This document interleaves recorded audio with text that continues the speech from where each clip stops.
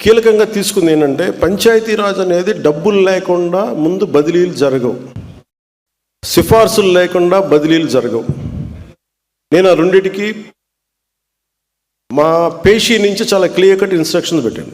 Deputy CM పేషీ నుంచి కానీ అధికారుల నుంచి కానీ చాలా క్లియర్ కట్ ఇన్స్ట్రక్షన్ ఏంటంటే, ఒక చిన్నపాటి పైరివీలు చేసినా కానీ ఇక్కడ ఎవరు దయచేసి ఉండదు, దయచేసి మీరు ఇక్కడి నుంచి వెళ్ళిపోండి. ఎందుకంటే నాకు కింద దాకా అట్టడుగు శ్రామికుడు దాకా దీని ఫలితాలు పొందాలి అంటే ఎక్కడా కూడా లీడ్ చేసే వాళ్ళ దగ్గర నుంచి ఏమాత్రం కూడా అసలు అలక్ష్యం లేకుండా, లేదంటే పైరివీలు లేకుండా ఉండాలని చెప్పి నేను తీసుకున్న నిర్ణయం చాలా చాలా బలంగా అందరూ దీన్ని ముందుకు తీసుకెళ్ళారు.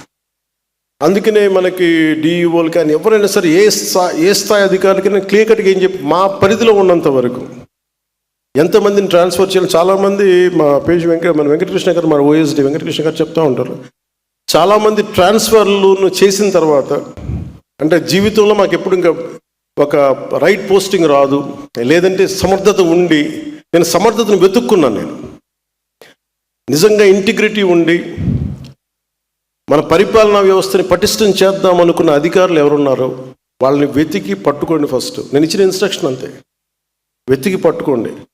ఎవరైతే నిర్లక్ష్యం కాబడ్డారో, ఎవరైతే సమర్థత ఉండి, ప్రతిభ ఉండి, ఇంటిగ్రిటీ ఉండి వాళ్ళు దూరం కాబడ్డారో వాళ్ళందరినీ వెతికి పట్టుకొని మీరు పంచాయతీరాజ్ కీలకమైన వ్యవస్థలో పెట్టండి.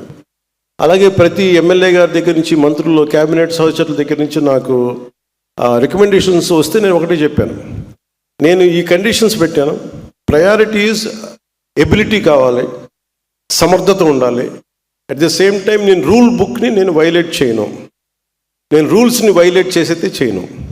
అలాగే మీకు ఈ అన్నీ కలిసినప్పుడు మీరు చెప్పే వ్యక్తికి సమర్థన ఖచ్చితంగా దాన్ని ముందుకు తీసుకెళ్తానని చెప్పి అందరినీ నేను ఒప్పించాను.